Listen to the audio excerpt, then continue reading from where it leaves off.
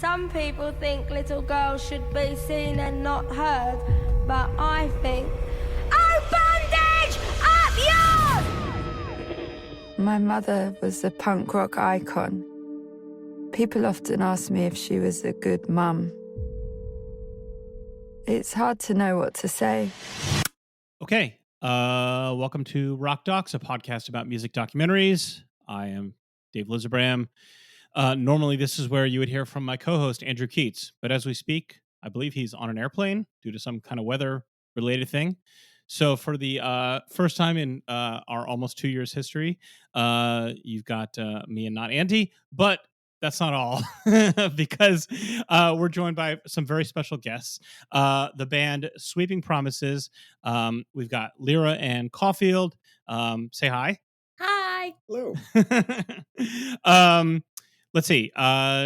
You guys are well, your new album just came out like last week, I think, or pretty recently, right? Yeah. Well, just about a month ago, June 30th. Oh gosh. Okay. Yeah. All right. Well, it feels like it just came out. Yes, exactly. It's called Good Living is Coming for You. It is really super awesome.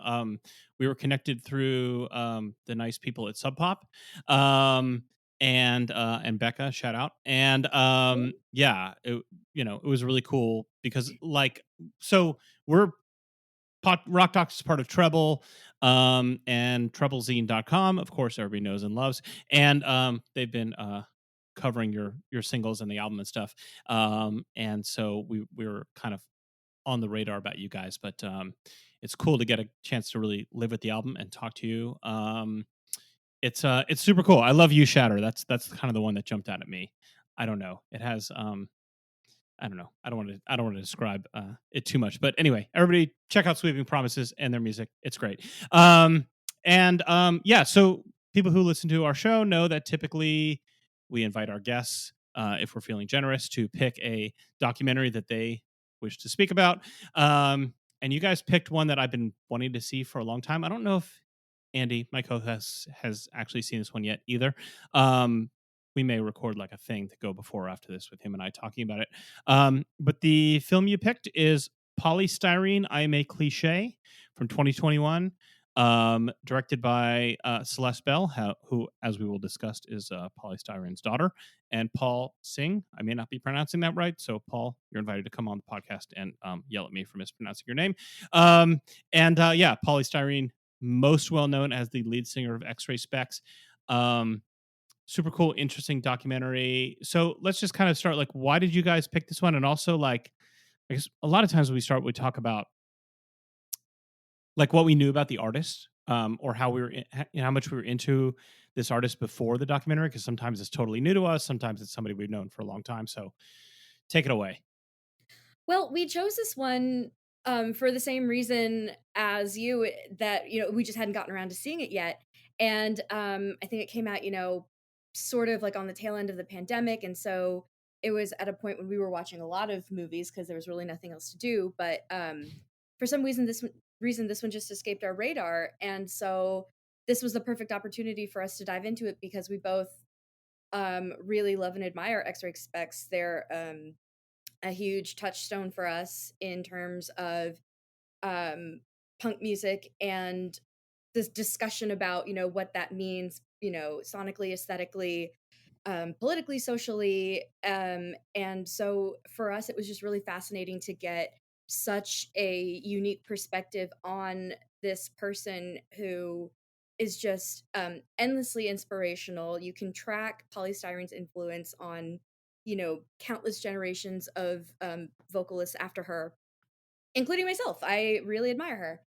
And so yeah, we were just really excited to watch this. And I knew a little bit about her mental illness struggle, but not the extent to which Celeste dives into it, which is incredibly powerful, also coming from her daughter.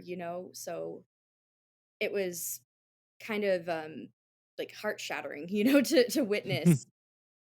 I'm kind of into the idea of like documentary of like punk. I feel like those words are almost oxymoronic. Like the idea of like punk coverage. Like I feel like the movement, like evaded coverage, or there's something like there's Yeah. something that, with the idea of documentary, and yeah, punk doesn't want to be captured, but what happens is you have these weird memory holes from that era. So I'm interested in punk documentaries. Yeah. And our other choice was going to be The Smithereens, which is actually a fiction film, not a documentary, but it's verite. So it's like a documentary. It opens with this great sequence of I think it's what Love Is Not Love by the Feelies. Yeah. And then Richard Hell is in it, and he plays this kind of like smarmy sort of like ne'er-do-well, Yeah. you know, not too far removed from like the persona that he kind of like put out there. But Yeah. Yeah, it's probably one of the best. It's one of the best punk documentaries, but it's a fantasy film of the New York, grime. it's like autofiction. Yeah. Yeah. It is. I haven't seen that one. We recently did an episode about the Nick Cave film 20,000 Days, which is very similar, where it's sort of autofiction. There's documentary elements, but it's like a fantasy of what you think Nick Cave is like, and it takes place all in one day. And it's like he's driving in a car, and then all of a sudden Kylie Minogue is in the back seat talking to him about them working together. And clearly that is not in every that didn't just happen that day that she was in Brighton and happened to hop into his car. But it still is I don't know. It was I mean, it's our podcast. We can film, discuss whatever we want. But that one sounds really cool. I don't know about that one, but okay. So tell me when you guys first kind of encountered the X-Ray Spex and polystyrene, and how you kind of came to get into it. You go first? I don't know. What was the first time you listened to X-Ray Spex? We were talking about this last night. So I had a high school crush who made me a series of very eye-opening and influential mixtapes. And the very first one that he made for me had Germ-Free Adolescent on it. And it was also his, like, do you remember Zanga? It was like After Live Journal. Yeah. Sure. So I believe that was his, Germ-Free Adolescent was his like handle. But anyway. Okay. I remember hearing that song for the first time, and I was, I don't know, 16 or 17. And it was so strange to me because, it opens up with that like super heavy delay guitar, and it's super spacey. And you think, oh, this is a punk band. It's sort of the same thing as Television. It's like, this isn't what I associate with that, very nebulous term of punk. And then you hear her voice, and it's just... Then it's punk. Yeah. It's like, holy right. crap. Like, who has this voice? Who is this person? It's a force to be reckoned with. And then like the weird saxophone comes in, and like, what? There's saxophone in this band too? Like, what's happening? I think I heard them when I was a teenager too. Yeah. Like 18. Yeah. So, because it's cool. Yeah. You could tell a mile away that it's cool. But say that I love, I mean, obviously they're magnificent and otherworldly, and I can't even imagine seeing a configuration like that in the flesh. Yeah. But they're also amateur. Like you know what I mean? Like you can imagine yourself making that type of music. You or like, hear the youth in it. Or you feel like physically capable. Yeah, exactly. You hear the youth in it. You like that call is there. Yeah. Yeah. What about you? Yeah. Well, I guess I probably heard like "Oh Bondage Up Yours" on like a, CD, like best of early British punk compilation or something, with like, Complete Control and God Save the Queen or whatever. You know what I mean? Like that kind of thing, like a real basic 90s, punk rock compilation. And, I've heard other stuff along the way. I do have to say, like, it was kind of a gap for me, like where I never really went beyond that. Like I knew who they were. I knew polystyrene, I'd seen pictures, whatever, but I just never, took the time to like dig deep. And, I kind of like had listened to "Oh Bondage." It was like, okay, it's just like part of that confrontational, pin through your nose, 76, 77 British, but like, not that there's anything wrong. Like it just, I never went past that category in my encyclopedia of rock in my head, and now I'm like, now I'm a fan. I mean, this, the documentary certainly exposed you to a ton of what she's doing. And like, yeah, I mean, it is really, I mean, her voice is so resting. Um, I mean, she just has a loud voice. I mean, for one thing, like she pins the needle. You know what I mean? And it's like from the first second, like it doesn't seem like she was a person who was like, "What am I doing here? What should I say? What etc." Um, she just seems to like have gone roaring into things with a full on confidence and vision and sense of what she was had to say, and it's like I'm really stoked to have had the opportunity to learn a little bit more about her. So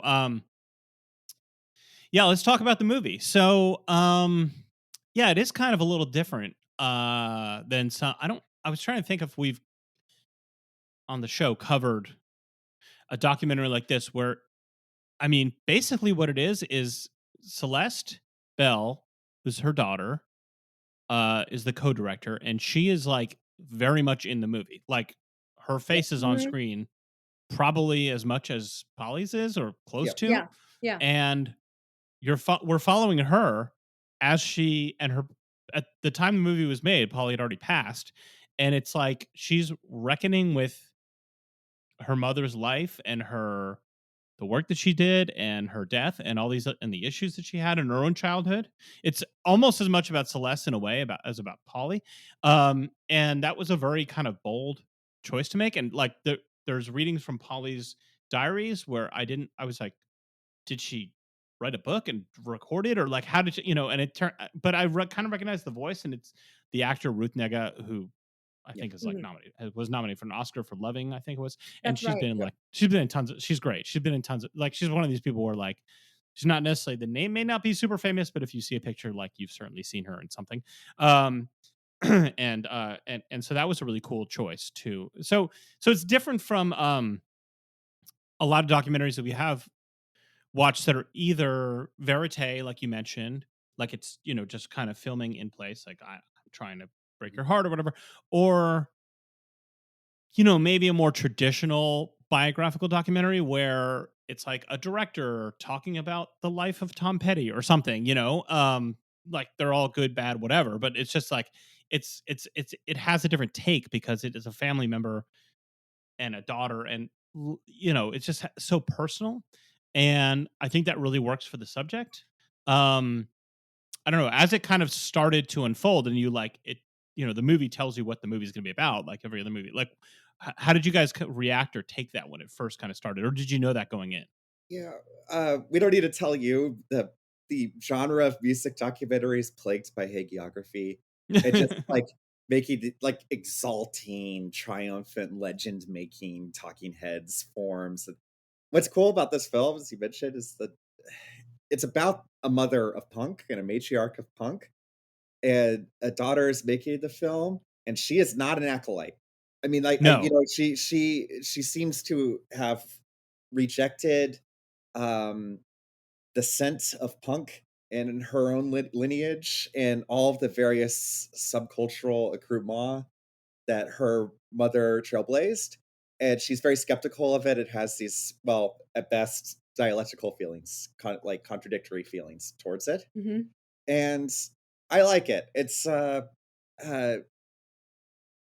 skeptical portrait, just a complicated portrait. It's complicated, yeah, and I think that also the thing that struck me, first of all, is um, they the resemblance is so strong between them, and so whenever you Yes. see Celeste, you do see you see Marianne, aka Polystyrene, and I feel like that is also something that I loved about the film is that you see her going to the places that her mother lived, walking through them, really trying to, embody this experience that her mother had. Um, and it's kind of this like mirror image of like these two women who were so different, who were at odds with one another, but also like very connected to each other too, not only, because they were mother and daughter, but because they were just, they had very complicated upbringings. They're dealing with all of these other kind of personal issues of identity, which Polystyrene famously wrote a song about. And it, I just thought that it couldn't have been handled more beautifully and more thoughtfully than with this framing of a child coming to grips with not only the legacy of her parent, but also this very like cultural milestone that just so happened to, you know, be like an inheritance of sorts that she doesn't know what to do with. Yeah. It starts out like very early in the film. You hear Celeste saying, "My mother was a punk rock icon. People asked me if she was a good mom." And like that really kind of like is the thesis of the movie. You know what I mean? Like laid out right in front of you, which could kind of be awkward. Like at first I was like, is this just going to be like, I don't know, like you're telling me everything? You know what I mean? Like, but that just kind of sets the scene. And then, you know, it's not really a question that the movie answers, you know, or tries to answer like, well, it turns out she was a good mother. You know, it's Right. just it introduces you to the complexity of both her position as a person, as an icon, you know, saying Mhm. somebody's an icon. I mean, I guess everybody throws that out now. Everybody's an icon, but you know, aside from sweeping promises, clearly iconic. But aside from that, it gets thrown around a lot. But certainly, in her context, I totally get it. Yep. Mhm. And yeah, I mean, Celeste, I don't know that much about her. I mean, I know that she has been a performer and an artist on her own. Um, but I mean, she's very vulnerable, you know, in this. And right away you kind of get that emotional hook of the complexity. Um so yeah, so uh, as you know, aside from that, the movie is basically chronological, I would say, and Yep. does cover a lot of biography. It's not like one of these movies where like we recently watched a movie about Grace Jones that was like great. It's totally verite. It's like it takes place in like the 2000s whenever it was filmed. It doesn't tell you anything about her in the past. It doesn't like there's no, um this is not like that. It's more conventional in the sense that it is a conventional biography. It doesn't assume that you know much, if at all, Mhm. about X-Ray Spex or about polystyrene, and it's going to tell you her story, but through this particular perspective. So kind of as like a, you know, just kind of a speed run. I mean, we learned that Polly was, she grew up in Britain, in not particularly favorable circumstances. She was mixed race. You get a lot of Don Letts in this movie, who famously was involved with Big Audio Dynamite and essentially the Clash, and also made the movie about the Clash, West Way to the World. And he's the closest thing to an outside narrator in this, in terms of like, you don't get a lot of other famous people, so to speak. But that weren't like in the band or whatever. But he talks about how like being mixed race was a new thing in Britain. Now maybe that's true, maybe that's not. I don't know. It's not for me to say. But basically talking about how there was this kind of wave of immigration, I guess, post-war, and she was the product of one of those unions. Her father was so like again, I knew that Polly was mixed race. Not having done any investigation, my assumption was that one of her parents was from Jamaica or the West Indies or something like that, because I know there was a lot of that immigration from those areas into England. But no, her father was like a Somali nomad who Right. Yeah. sailed away on a British Navy Yep. merchant ship and Yep. made his way to England. And like seems like, give me a documentary about that guy, Yeah. like, and was a real sharp dresser. Like there's some pictures of him from back in Yep. the day, Yeah. and it's like, oh yeah, you see why her I mom love when fell Celeste for him. says that he's like suited and booted to perfection. Like that was a phrase Yes. that I loved. Yes. Like I feel like, boy, I wish somebody would say that about me. You Yeah. know what I mean? I aspire to that. Suited and booted to perfection. Um yeah, and so that's kind of like her life background. I don't know. I mean, I guess that's maybe like the first 20 minutes of the movie or something. How do you guys think they kind of handled that? That's always kind of like a little tricky, because like how do you cover the first whatever 18, 20 years before somebody joins the band that is the subject of the movie? Like how do you it's always interesting to see how these movies will cover those different chunks, because sometimes it's like, all right, just get to the good stuff. Sometimes it's like, give me more of this. I don't know, what were your thoughts about it? I honestly thought that it was just gorgeously done, because I feel like there were a lot of these passages where Celeste, and then like Ruth Nega's voiceover, there are these passages of these diary entries and poems that Polly wrote about, you know, coming to grips with being mixed race, and the fact that it was, you know, really, you know, huge deal, you know, for her and for any child growing up in that situation, that milieu of just being like, what am I, you know, am I British? Like, am I something else? I don't fit in. And of course that plays a huge part in her music later on. But um I really loved the inclusion of that poem where she's talking about being half caste, and then she ends it by saying that she's infiltrating, because I feel like that's exactly what she did in the punk world. In the musical world, is she infiltrated this like very, you know, laddish boys club and like broke it apart Yeah. in a way only she could. Her poetry is a boon to this movie, is that you get all of this amazing visual material and written material from polystyrene. Um, as as many artists do, they leave behind like this detritus, you know, like this trail of evidence to their uh energetic mind. And her stuff's amazing. Like when she's a teenager, like those poems are so angry and hilarious. And I love the kind of like metaphysical conceit where it's just like, I'm mixed race. That means I'm infiltrating. Yeah. Or so, like, yeah, Yeah.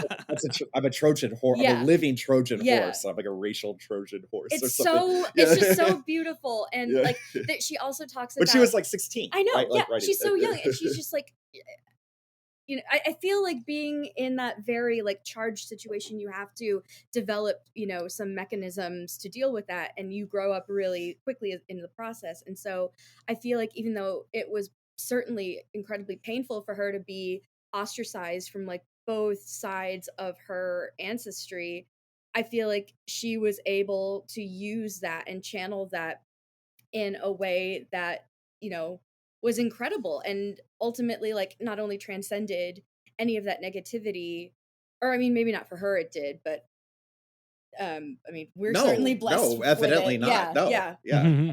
yeah. But I She also, was haunted. she was, and no, dogged by. yeah. But you know, for a Uh, few, and I know we'll probably get back into that, or we'll get into this later on with like her being in the band and what it did to her. But I feel like for a few brief moments, you know, she was probably able to like feel like a whole person because of it. I think about like identity politics now, that's like so often about like contextualizing and positioning, and I like polystyrene was absolutely ballistic, and she was like on the attack, you know, the entire time. Like identity was like on the front, and she, you know, Yeah. she was on the front lines. Which is even more remarkable considering how when you see all the interview footage with her, she is just so, you know, her voice is so soft, and she's incredibly, you know, she has this like very vulnerable kind of affect, or sort of just like the way that she comports herself. But she's also, you know, like always smiling, and it just, Well, she laughs at her interviewers. I know, it's amazing. It's like That's the thing that that's the coolest reaction you could have to somebody just, you know, like trying to put you down or be really like passive aggressive about you. Yeah. I mean, this is the same time you have like, you know, Johnny Rotten taking the piss or whatever, you know, on TV. And her way of interacting with the media and the interest that's taken in her is so much more sly and so much Yeah. more. It's so subversive. Yeah, exactly. It's like it, you know, it comes up, it just kind of, it holds up much better, you know? Yeah. Yeah. Yeah. She seemed clever. Like, yeah, sly is a good word. Like, she doesn't have the prankish cruelty of the sex Right. pistol. Yeah. I mean, it's like she wants people to be in on the joke. She's not, you know what I mean? Like there's so many layers there. And yet she does still at the same time come off like a somewhat shy teenager or young person. You know what I mean? Like Yeah. it's, you know, it seems totally authentic. She's not doing a bit. It's like, I mean, you just kind of have to fall in love with her.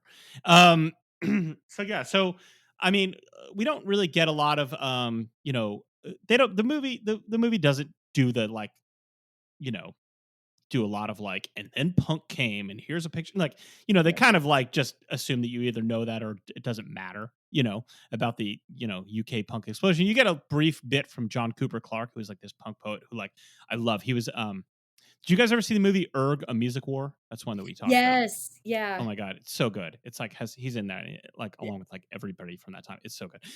But the movie just, I mean, if you look up her biography, like she did some other stuff with music before X-Ray Spex that the movie doesn't even address it, but it's not really relevant to the story, I guess. But it basically just jumps into like they formed a band, and there was this guy, Falcon. I think his name is Falcon Stewart, who was like kind of their manager and was also in a relationship with her. They don't really, you know, shed a lot of light on that. And they just kind of roll into like they're doing "Oh Bondage Up Yours." Like, you know, it's like they immediately just, you know, classics just start spilling out immediately. I love the discussion of that because that's probably their most famous song, I think. And, you know, you hear it and you think of bondage, like, you know, whatever, fetish stuff. You know, but she's talking about, you know, in this voiceover, how first of all it was influenced by Suffragette City, which you can hear in the music. I never really noticed that before, but I'm like, oh yeah, it is clearly like a sequel in a way to Suffragette City. And there, so that ties into the idea of, you know, women asserting their rights. She talks about how it's sort of like in her mind a biblical epic, um, talking about the Israelites' bondage in Egypt, and you get clips of like, you know, movies kind of showing that stuff, and then like she says, this is such a good quote: "To be free from unwanted desires seemed desirable." Yeah. It's like packed all that into this like, you know, 2.5 minute screaming punk song.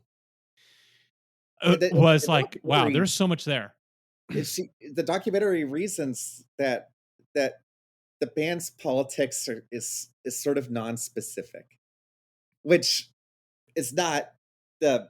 I mean, I equate the percolation of second wave feminism with X-Ray Spex. I'm like, I'm sorry, like there's like a very direct link in the narrative that I had pre-given in my mind. Yeah. But I think the film makes this interesting case for this sort of nebulous politics of liberation that doesn't necessarily tie into anything, to any social movement that's super specific. Well, and what was kind of fascinating to me too is that in the beginning, Celeste says that she didn't view her mother as being particularly ideological and more of an observer. And I feel like, again, my mom wasn't a feminist or something. Just... Well, yeah, but I also feel like you can't write a song called "Oh Bondage Up Yours" and not, you know, be a proponent for, you know, the equity of, you know, all, you know, genders and sexes. But anyways, it's still like, it's pretty, I think it's so powerful that it can be something that's like so pointed, the message of that song, but then also so broad in its scope. And I feel like this kind of cycles back to earlier in the film when they're also talking about, again, this like sort of outsider perspective that she has, this sort of infiltrating perspective of being hyper observant. And I don't know. It's that contradiction of wanting to be free of all desires is desirable. You see that in her of wanting to be a pop star. She names herself, you know, after plastic because she has this idea of like the disposability of consumer culture writ large, but then also specifically within the music world.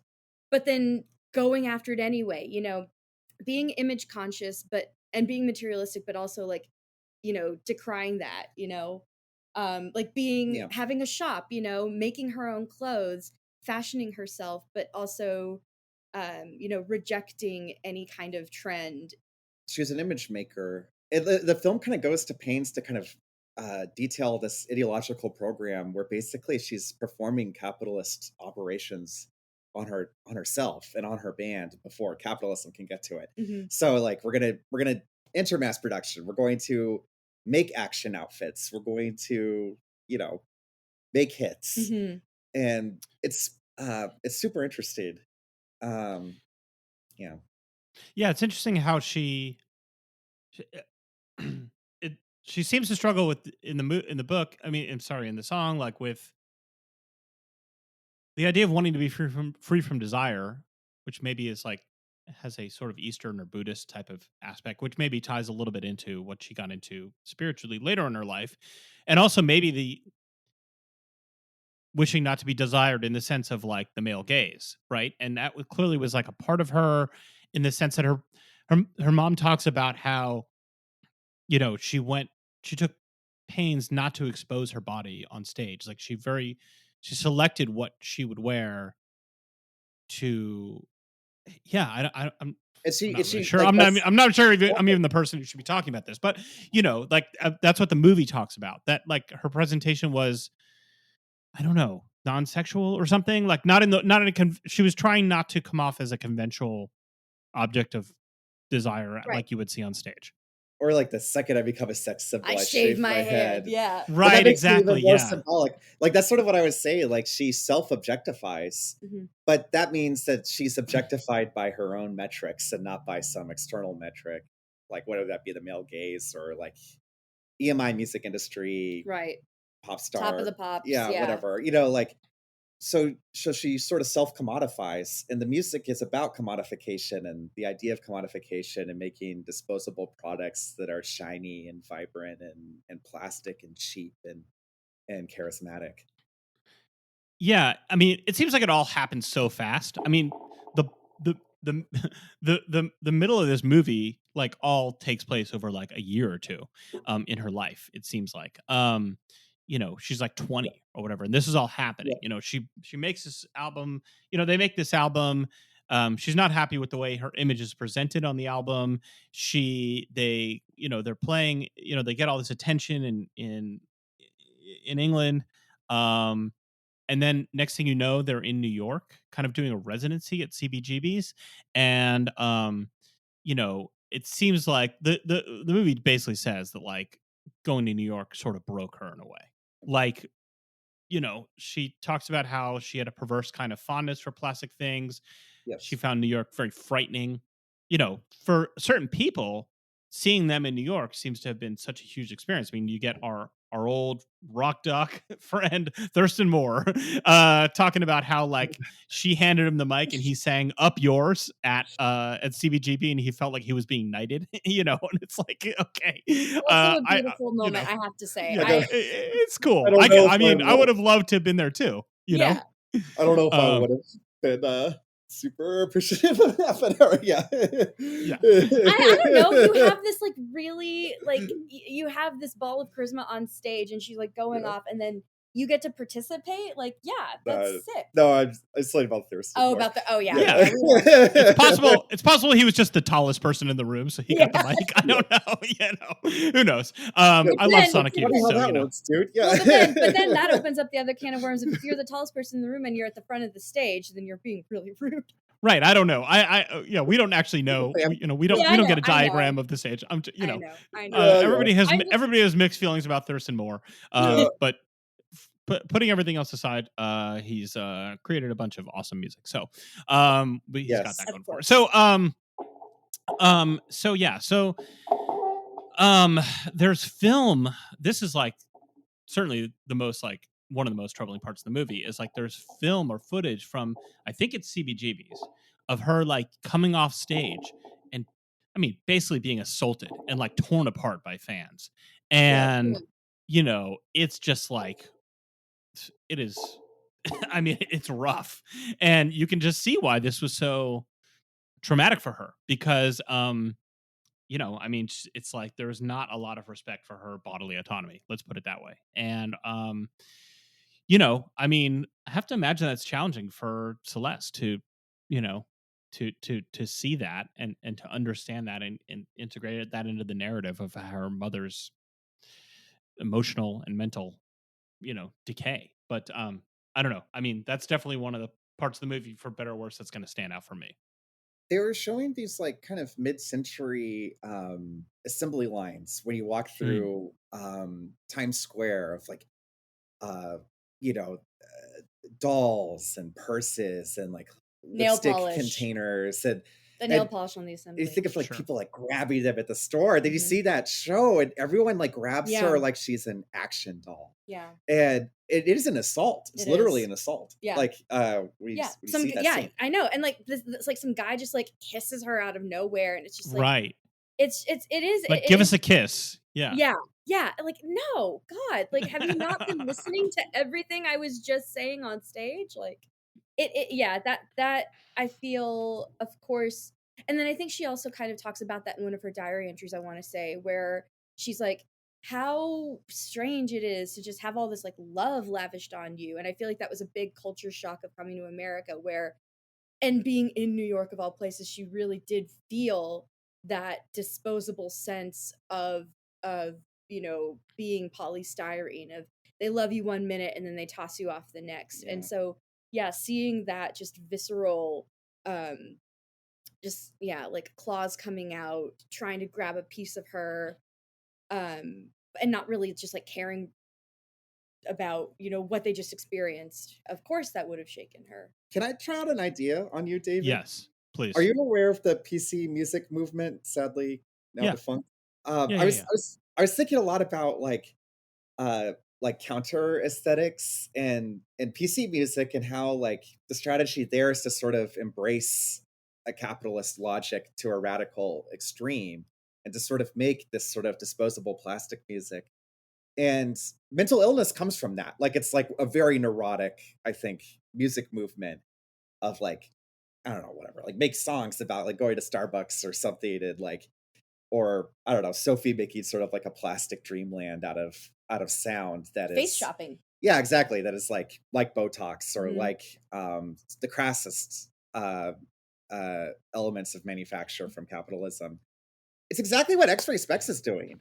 No, Right. like it seems like the film seems to be sort of detailing this strategy, and the kind of like self-harm that comes from just radically embracing this thing that you're terrified of and critical of.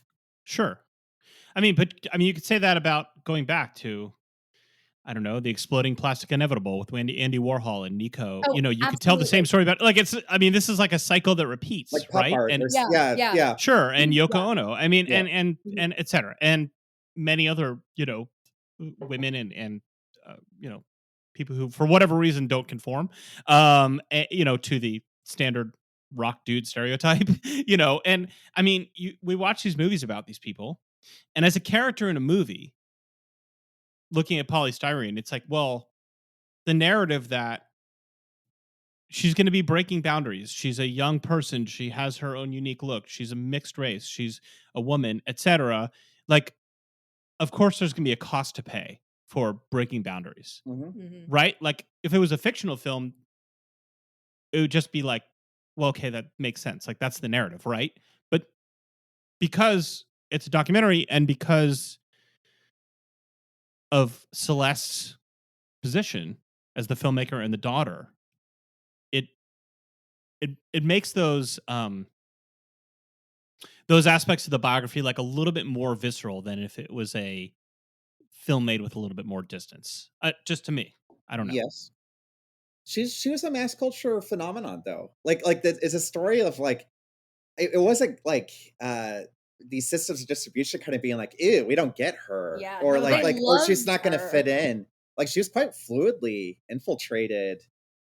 I mean, she signed at EMI Yeah. and made these amazing posters and appeared on TV in this like arresting way. Yeah. Got invited back, Well, and I guess it just makes you wonder too, how vicious the industry was to capitalize on her for these identity politics, because it made them look better, or like, hey, here's a fun new thing. Here's like this woman, and right, a curiosity. Exactly, yeah, and I feel like she also like had a hand in manufacturing that. Also, she was a victim of it, and it's just that had to have been like a very strange place, a very like, yeah, just I don't know, an infernal place to occupy, because you just don't know where you stand. And I think that Celeste also points this out too, that she had a very, very small circle of people who really understood her for who she was, and wasn't just out there for like the X-Ray Spex machine. And that also, I think, contributed to this sort of loss of self and this Yeah. breakdown that she had, because she, yeah, just didn't have enough people to ground her. Yeah. Well, speaking of people in her world, two of the antagonists or villains of this film are our old friends John Lydon and Sid Vicious. So they show up, and what a shitty situation. Like you basically the story is like John Lydon lived nearby. She was hanging out at their house. They were having some kind of get together party, whatever. Sid was there. Um, and like he locked her in a closet, a cupboard, they call it a closet, like under the stairs, like Harry Potter style. That's the only Yeah. visual I have for it. And like for an hour or something. And then you get a picture of her hanging out at that house. It's not really made clear if it's the same day or just this was, whatever.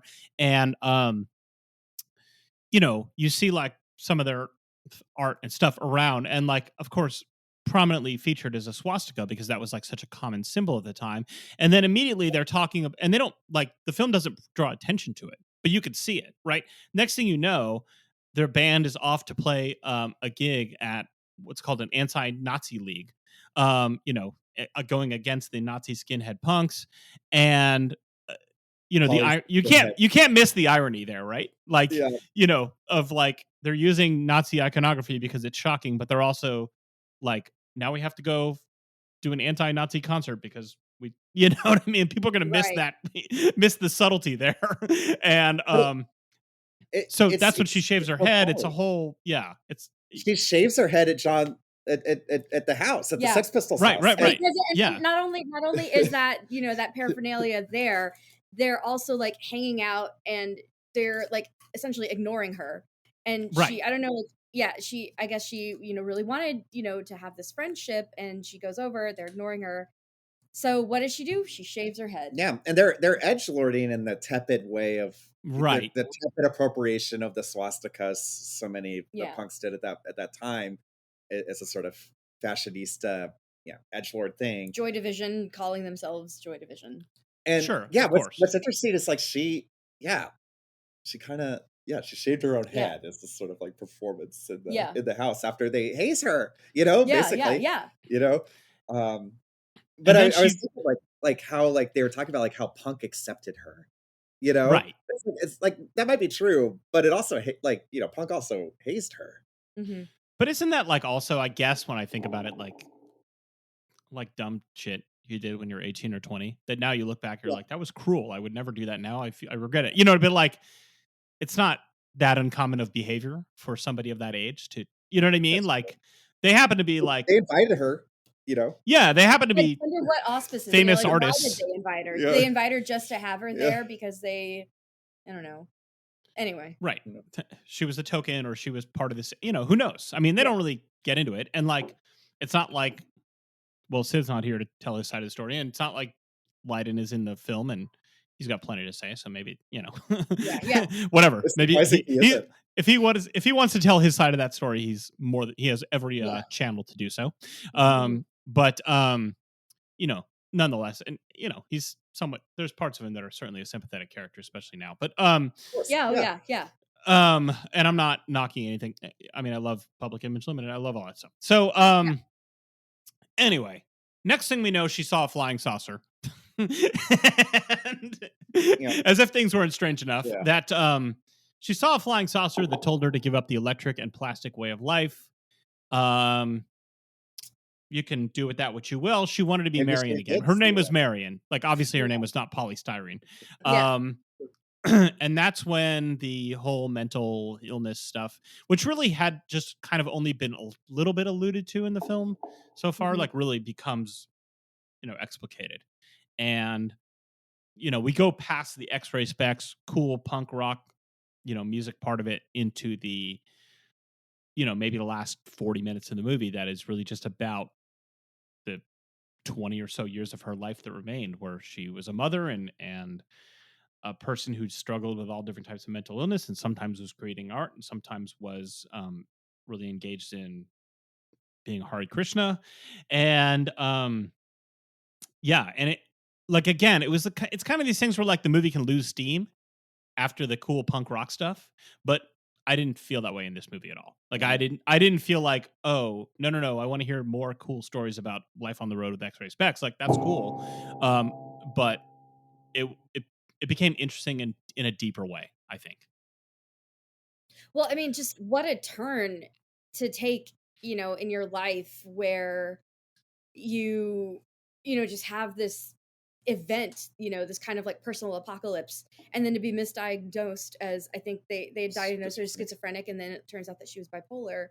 And then you've got, again, it's like kind of a tale as old as time of you're just a highly sensitive, creative person who is so open to the world and so vulnerable to all of its energy, being like completely consumed by your own like personal like darkness. And the thing that we were talking about when we were discussing the movie was when she goes to India and like joins the Hare Krishnas, and Laura Logic is there also, and they find each other again, right? Former X-Ray Spec.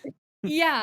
And also, Essential Logic, one of our also very favorite bands too, which is what she did after X-Ray Spex.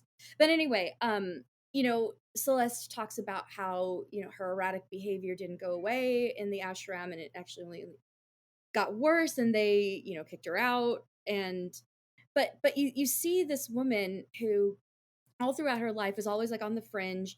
And she always was in a situation where, like, all the footage of her as a Hare Krishna is like her singing, right, or rabble rousing, within a subculture, So I feel like she always was in these situations that allowed her to express herself, as only she could, because she had to, like, and whether or not she was, there the whole time, like mentally, there was a part of her that was still just like out, trying to make itself known. There's something I was talking to Lyra about last night, where I was like, this is also a portrait of just someone who like can't like, or doesn't want to work a job. Like, duh, like, I'm sorry, like if this is like the most banal point, but it's kind of not for me, because like it's like just, this is someone who just requires a lot of time. Like, this is someone who needs to write 10 hours a day and sing every day. Yeah. And make art every day. And you can't really work. You can't have a family in a traditional sense, where there's like these sort of standard allocations of time. I feel this too, where it's like, and your life just gets twisted and also in these weird shapes, just like based off of that. Like, I see that. Like, this is just someone who needs to be in non-standard spaces. You had a really great way of categorizing her. It was something like a person in a room. Like, she's a room person. Yeah. Yeah, like, and it's true. It's like, you see her get torn apart by the music industry when she's in X-Ray Spex, because she's trying to, make art in this very specific way to her. And so then she can't. Then, she goes to India, and all of a sudden there are like some ways that you have to, exist within the temple, and she can't do that either, because she, that's just not who she is. And later on in life, like, eventually, she goes to live by a seaside town, and I feel like that's she enters this period of stability and peace where she is able to kind of like get back into her head and write and be a person in a room. But yeah, like all of these situations where she makes herself an outsider, or like the world makes her an outsider, and she can't do the thing that she needs to do, which is be an artist. Apologies for the Red Scare. I'm a bit of a Marxist. Just a general message to like documentaries. Please talk about money. Like just like show the receipts, because like there's like all these like, there's all these ways like the film sort of configures her like cycles of breakdown and stability, and it's just like, and she like owned a store when she was like a teenager that helped her like launch this thing, and just like it's oblivious, like what, like she was struggling with money on and, the like, dole, right? Her life gets twisted into these weird please, like can we know about this a little bit? I mean, it is curious because it's like, was she getting residuals from EMI? I mean, she was able to make some records afterwards, which we know didn't do so well. But I guess, yeah, yeah. This is someone who needed to live off of whatever, like the meager royalties for the rest of her life so that she could work. And that wasn't functional, Mhm. right? Like I don't know the economics of living in an ashram personally. Maybe there's some kind of subsidy, or like George Harrison was funding the whole thing. I mean, I think there were because subsidies. didn't they say He also George moved for Harrison had belongings. bought the? Didn't they say George Harrison in the film that George Harrison had like given them this estate that they all lived on? But to move in, she also had to move her furniture and stuff into Right. the communal setting. Right. Yeah, I get. Yeah, So no, she's I'm with bringing you. something Like to the we have table. this conversation all the time on the podcast of Yeah. like, I mean, you put it more succinctly, but it is always a little curious. Sometimes it's curious about how these things all work, and how people survive. Certainly if you're doing watching a documentary about Paul McCartney, it's no big mystery.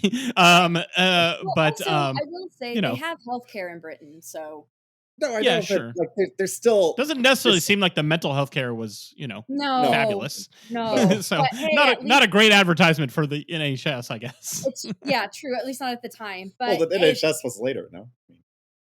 Well, No. you're okay. Yeah, I don't whatever. know. Anyway, It's being- post-war. Americans Yeah. over here. Yeah. Yes, right. NHS. Don't What is don't ask that? us to know questions about other countries and Yeah, places and people yeah. and things. I don't know. I did wonder that as well. Like, okay, how is this person surviving? But then, look, Celeste talks about, how she says, my little stomach was as empty as the kitchen cupboards. And at one point she climbed out of a window and to be rescued by social workers. So certainly, it's not like Polly was, living a life of grand luxury for most of this time. No. Definitely not. It sounds like she was barely able to keep it together, and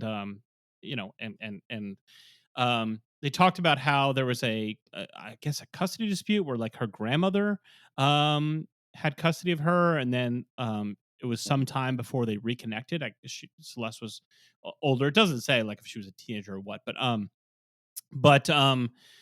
yeah, look, X-Ray Spex, it's not covered in the movie, but there were some reunions from time to time. And certainly that could have been a source of some income for all the members of the band. And no knock on that. You're a working artist, you got to work. But it's not really covered, but yeah, show the receipts. We do talk about that from time to time on these documentaries. Okay. So yeah, so basically, like, that's really the long and short of it. How do you guys think Celeste comes off in this film as a character in the film? I think that she is like a mirror image of her mother in some respects, because she also feels like she was on the outside of her mother's world and is trying to find her own place after having this kind of like looming shadowy figure, which she puts so chillingly. Like she documents this one moment where she's lying in bed as a child and she feels the sensation of somebody watching her, and she wakes up and it's it's Polly at the foot of her bed, like watching her with this terrified expression on her face.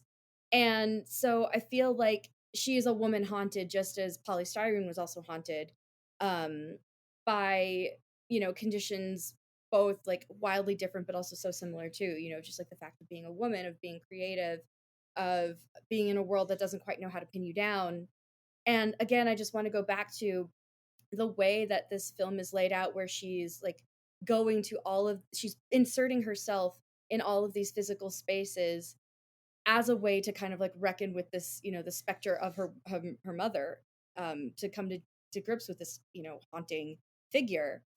And so I think that she comes off just like Polly Styrene does, is like curious and a boss. Yeah, sophisticated direct, and curious. Yeah. But by her own terms, because she is not the Technicolor idol maker that her mom is. Like, she's a she's a serious millennial. Like it's also a generational tale of like baby boomer like flexibility and freedom and millennial like reckoning. You know, like like Right. what Yeah, was that's that true. moment? Yeah, you know, like Yeah. I don't get this. Like my mom went to India when she was Yeah. like in her early 20s. Right. Like what? Yeah. Meanwhile, I'm like growing up poor and hungry. Yeah. Right. Yeah, that's true. That's a really good way to put it. I mean, yeah, it's weird because like on the one hand, she looks so much like her mom, and on the other hand, she presents, I don't know, you'd say more conventional, more white, more passing. You know what I mean? Yeah. Definitely. And Yes. There's more passing. Yeah. yeah, and that's like part of it as well, where you're getting, that reckoning with it. And yeah, one of the things the movie does, but sometimes documentaries will do is like, you'll see the space now, like, they'll go to places where the documentaries talk about that happened in the past, and sometimes that's very like done very clumsily because of the difference in the film footage versus digital and whatever, and it just doesn't like fit, and it's kind of like a cheesy, recreate, whatever, like a bad version of Ken Burns almost. Yeah. But in this, it works because she's there, like because it's Celeste like walking the footsteps that her late mother walked in and seeing the places where these things happened in her life, and it you know it it's integrated into the movie in a way that really makes sense, and works for the story that's being told. So anyway, that was kind of a sidetrack, but yeah, it's Yep. there's just like a lot of skill in this movie. Yeah. And shout out to the filmmakers, Paul Singh, and who we haven't Yeah. really talked about, but he's also done some other, he's has a little bit more of a documentary experience. So if I was to guess, I would guess that maybe he had a little bit more to do with the, documentary structure. And she was more focused on the story she wanted to tell, but I don't know. But it all works. I mean, it really comes together. So, you get a little bit of the triumphant ending in a way, or positive ending, because she gets back on stage with X-Ray Spex and she had a last gig with them. And it seems to have all been received very well. And then maybe right after that, or right around that time, she found out that she, had cancer and it was not going to be long. You see some, footage and stuff and photos of her, the two of them, Celeste and Polly, together near the end of Polly's life, seeming to have a really positive relationship. And then you get to the very end, which is like,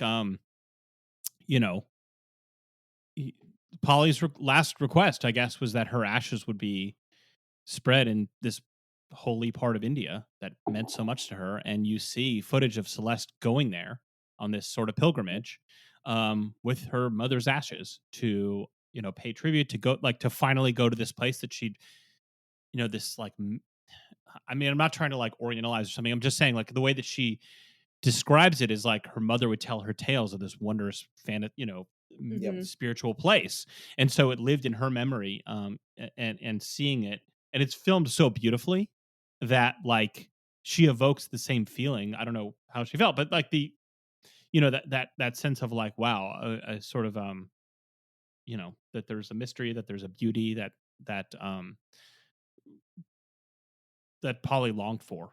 And so it is, I don't know, quite beautiful at the end. It's a very calm kind of way to end the movie. When the music and the X-Ray Spex of it all and everything is so, I wouldn't call it calm. Yeah. You know what I mean? But there is a tranquility at this, the like, end. howling singer, Yeah. like this icon of turbulence, and, And exuberance. and ends in this sort of like, this dream of a desireless river.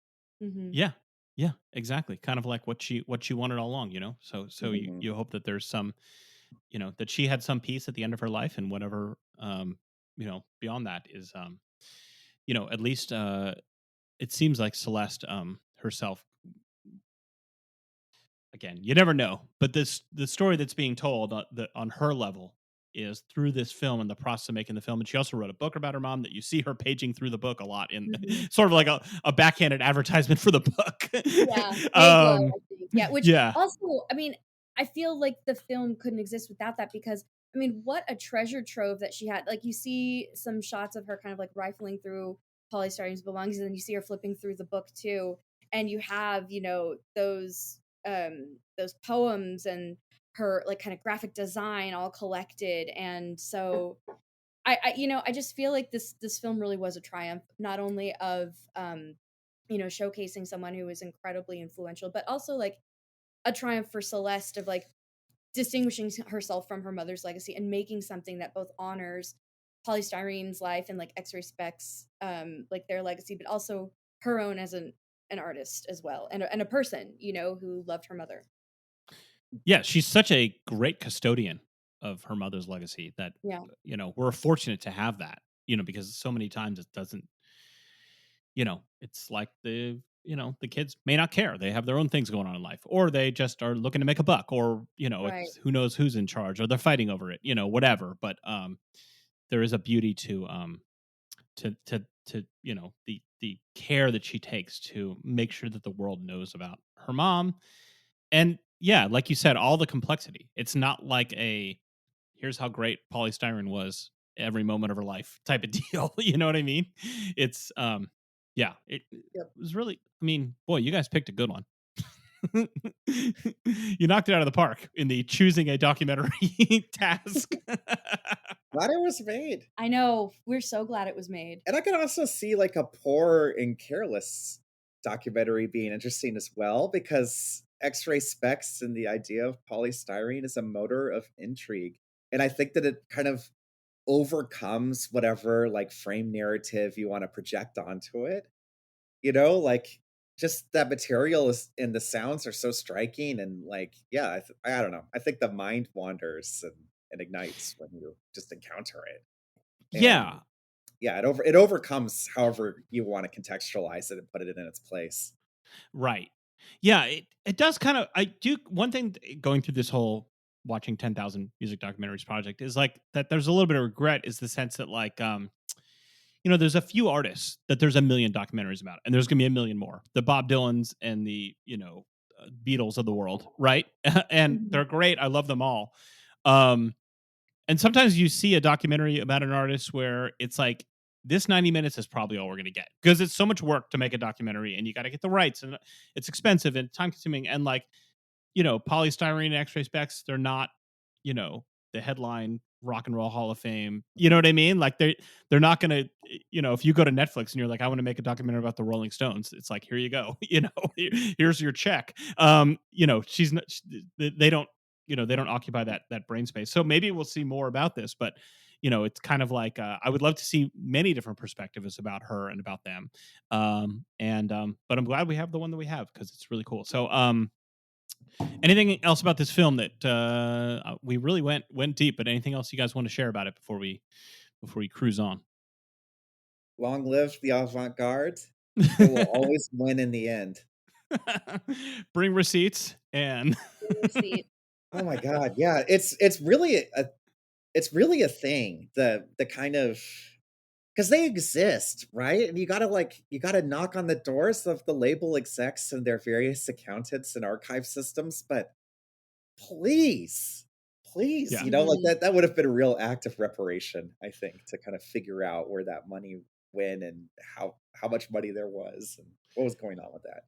Well, the one But thing that I will say, it's not the project of the film. I know that. no, but no. The one thing I will say is that, like, credit to EMI for signing, you know, this very young artist and this very young band right away. I mean, I know it was the time, Yeah. but like, Yeah. there's so many documentaries where it's like, we spent years knocking on the doors of record companies and nobody would give us a second. You know, I mean, I just watched the Wham documentary, and it's like, you know, an 18-year-old George Michael knocked on the door of every record company in London with a tape of Careless Whisper. You know, and it's like, how do you turn down $1 billion knocking on your door? You know what I mean? They all Again, turn it magic like, of the how is it saxophone. possible? Like, that these people were doing their jobs and we're not like, this is what everybody is looking for in the entire world. So, you know, so credit to EMI. At least they got that one right. Yeah. Anyway, Sweeping Promises. You guys, thank you guys so much for doing this. You guys are on tour. Certainly looks like all over the US. Are you going outside the US, or is it mostly US tour for this fall? For this upcoming tour, it's just the US. We have a couple of dates in Canada. And then in October, late October, we are going abroad, finally, for the first time to the UK and Europe. Oh, home of X-Ray Spex, famously. Exactly. Yes. Love it. Mhm. Very cool. Well, I see you're playing the world famous Casbah here in San Diego in September, so hopefully we'll get to meet in person because I got that on my calendar. And anyway, people listen to Sweeping Promises, listen to the record, go see them on tour, support your local band, and yeah, thank you guys so much for doing this. I appreciate it. Thank you so much for having us. Okay, that was great. Thanks again to Sweeping Promises, and thanks for listening to Rock Docs. If you liked what you heard, please go ahead and leave us a review on Apple Podcasts or wherever you found us. It helps other folks find out about the show. Let us know what you think about the show on Twitter at RockDocsPod or elsewhere at RockDocsPod. We like hearing suggestions and documentary recommendations and complaints and things like that. Rock Docs is a Treble Media podcast. Treble is a fully independent media outlet devoted to music. You can find out more at treblezine.com. If you'd like to support the community of writers and creators behind Treble, please head to patreon.com/treblezine. And yeah, thanks for listening to Rock Docs. 1, 2, 3, 4! Do you think you're a rebel in today's society? Yeah, I suppose I am a bit. Holly had her own ideas about everything. She didn't follow trends. She was a woman of color in an industry full of white middle-class men. Nobody else was singing what Holly was singing about. I fell in love with her. I fell in love with the music. I actually started singing because of her. I must have been about 4 years old when I realized something wasn't right. The constant cycle of elation and despair. I remember her coming off stage and crying her eyes out. It seemed like she'd been through some trauma, and music was a way of dealing with that. Everything else reflects everything else. So the music reflects what's happening around you. People started saying she'd gone mad, but she felt she was going through a spiritual awakening. I'm like an actress. On stage, I'm one thing, and off stage, I'm something else. I just consider myself as a person first.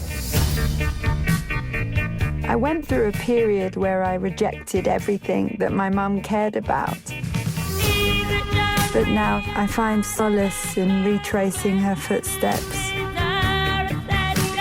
The world is playing catch-up with polystyrene, not the other way around.